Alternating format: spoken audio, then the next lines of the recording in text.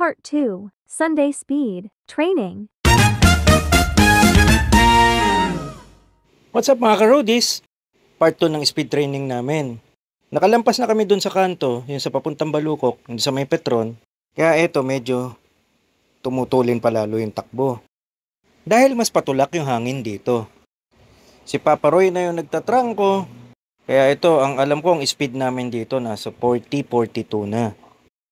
Hindi pa rin ako pumapalit sa trangko. Baka kasi hindi ako umabot sa dulo. Kagulang lang. Sabi nga, ensayo ko pantutok lang. Pero halos gumagarter-garter din ako kanina. Isa lang ang ibig sabihin, kulang pa ako sa endurance. Kasi hindi ko matagalan yung sobrang tulin. At di ko pa kayang magtrangko ng mahaba. Kailangan talagang mag-ensayo pa ako ng endurance. Need ko uli siguro mag 100 na endurance ride, meaning slow ride lang. At after nun, mga 50 kilometers na may konting karga ng konti. So ayun, pumalit uli yung bata at nagtrangko ng matulin, pero sinundan ka agad ni Rally. Ang comment ko lang dito, pag tayo nag-iensayo, pag pumalit ng trangko, gradual lang. For example, tumatakbo ng 40, ang ipalit mo mga 41, 42 lang, wag sobra.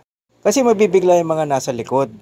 Hindi naman kasi karera, speed training lang ang ginagawa natin.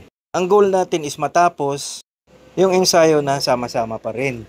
Natandaan, ang ensayo hindi pa kalasan. Kailangan din kasi pag speed training na ganito, meron din recovery. And i-check mo rin yung mga kasama mo kung nakatutok pa sa'yo.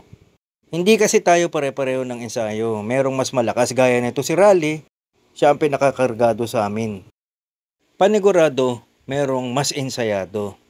Kaya ikaw na ensayado naman, kung alam mong ensayo lang, observe mo rin yung mga kasama mo kung nakakatutok pa sa'yo. Pag medyo lumalayo, konting minor lang para makakapit sila. Ito na uli, papalit na uli si Papa Roy. Second man naman si Rally. Ito, malapit na kami papunta sa dulo. Sa portion na to, dapat nag-iingat din. Meron kasing kanto dito na maraming tumatawid minsan, mapatao man, motor o bisikleta. Ayun, may nakita nga ako parang may tumatawid. Ayan, kaya nag-minor kami ng konti.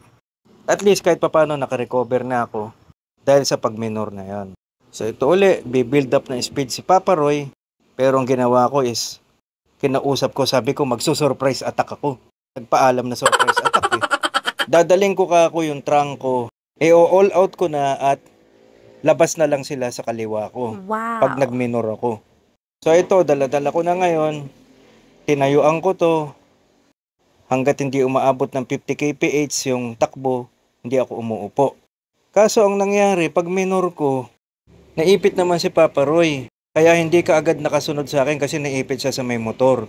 Ayan, at itong si motor, tinuli na naman. At ito, nag-minor na ako totally. Dahil nag-maximum na ang heart rate ko. I'm gone, I'm dead. That's all mga ka-roadies. God bless you all and ride safe always.